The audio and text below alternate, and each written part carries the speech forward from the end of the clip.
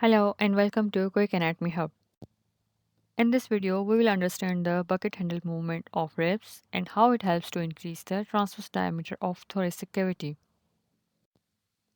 As ribcage is a closed chain structure, like it is, the ribs are attached anteriorly to the sternum and posteriorly they are attached to the vertebral column.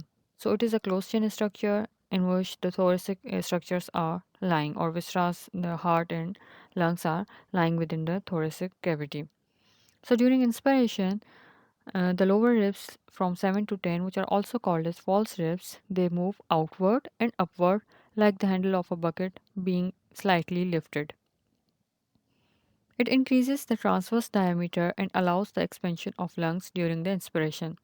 Like you can see here, the arrows showing outward and upward movement of ribs from 7 to 10, and also the arrow shows the movement of bucket handle slightly upward.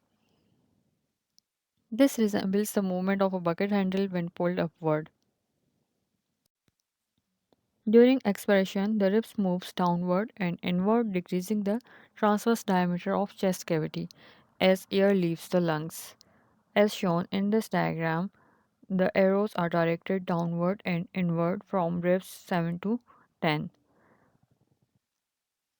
So this all is carried by the respiratory muscles, which are intercostal muscles and the diaphragm.